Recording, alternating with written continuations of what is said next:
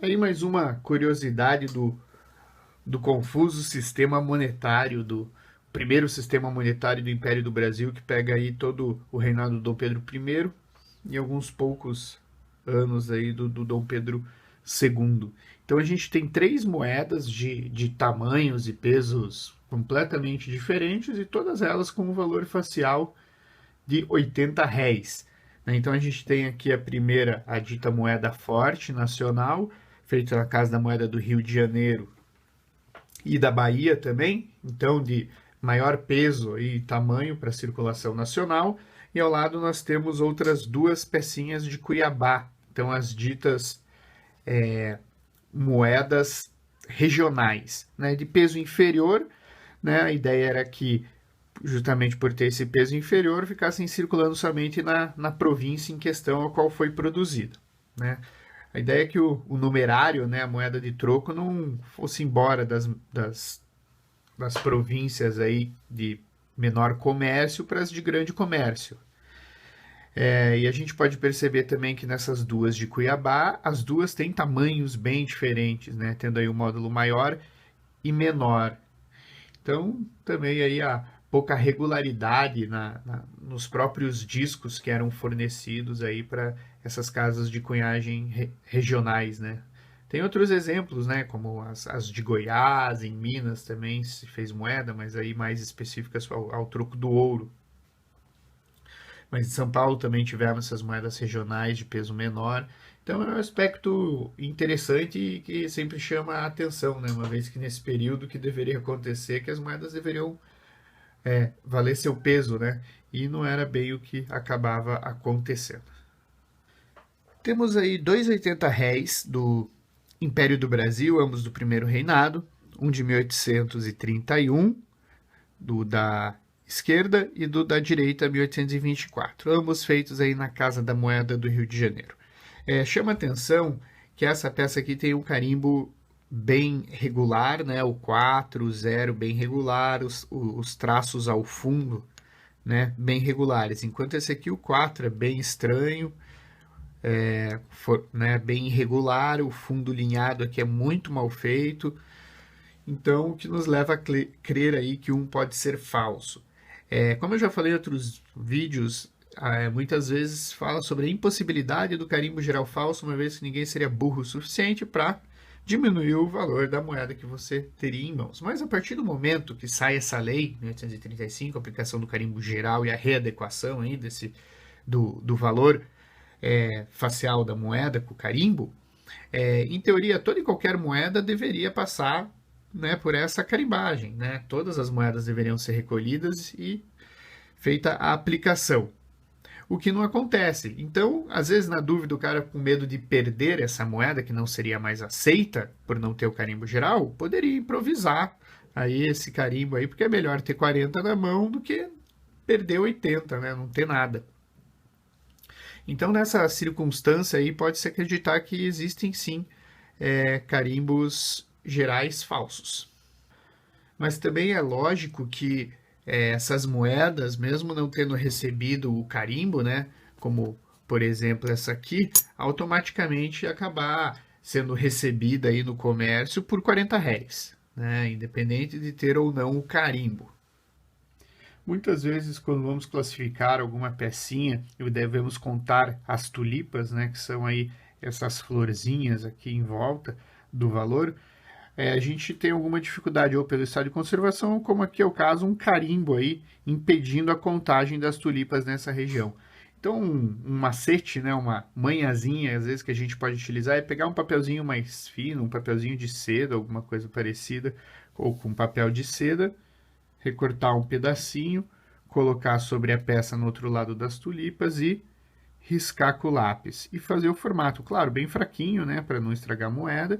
E então você tem aí a marca das tulipas e depois você pode reposicionar, né, do outro lado aqui, bem certinho, e tentar fechar a coroa e fazer a contagem das tulipas bem certinho. Temos aí 4 moedinhas do primeiro reinado, Então, do governo Dom Pedro I, diversas datas, o que elas teriam em comum são ser todas falsas do período. Então, moedas falsas feitas na época aí para enganar o comércio, o erário público. Então, pecinhas falsificadas. Então, como eu sempre comento, não é só um aspecto que vai determinar ser falsas ou não, e sim um conjunto deles. Então, o primeiro que a gente pode observar é que todas elas têm o peso abaixo do esperado. Umas mais, outras menos, mas todas com um peso abaixo. O diâmetro delas, em sua maioria, é bom, mas o disco, né, se apresenta bem fino, até porque tem o peso menor. Outro ponto importante é a gente conseguir ver na grafia das letras e dos números aí, diversas características estranhas. Por exemplo, nessa primeira aqui, o 9 não fecha. E a gente tem aí outras letras que são mais altas e mais baixas, então não segue o padrão de tamanho todo. Aqui, né, a gente tem, além da cunhagem ruim, né, a gente tem o 2 bem diferente, fechado em cima. A gente tem o formato da mesma letra aparecendo, como por exemplo o R, a gente tem dois R's diferentes, né? Normalmente o abridor de cunho vai ter o mesmo R todas as vezes que aparece, né? A diferença vai ser mínima, e aqui são bem diferentes, que é um ponto aí que nos leva a crer que é falsa também. Essa aqui, por exemplo, tem um 2 muito torto e diferente. Essa, o 8, o 3 e o 0 aqui da data também é bem irregular.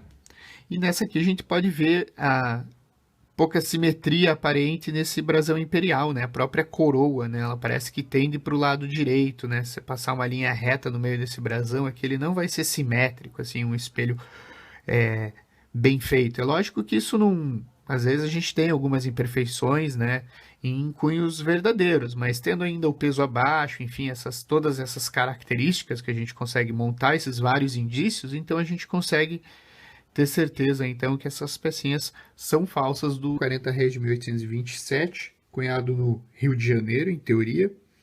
Essa fica fácil de identificar, uma vez que ela tem o disco bem irregular, as letras, né, e os números também bem disformes, fora do padrão esperado, né? Pode ver no 40, o 4 bem mais alto do que o 0.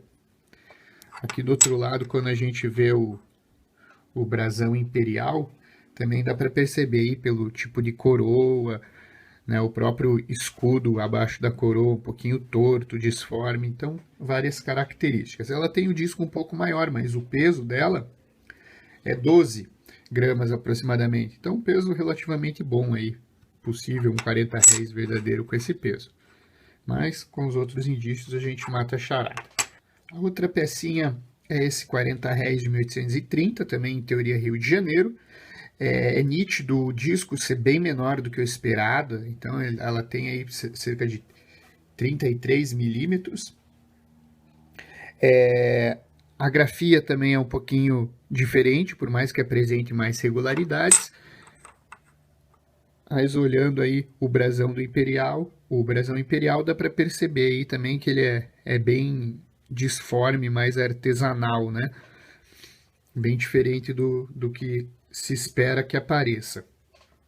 É interessante ressaltar, né? O peso dela também é quase bom, aí por 12 gramas, né? É importante ressaltar que, assim, não necessariamente as medidas devem ser exatas no cobre.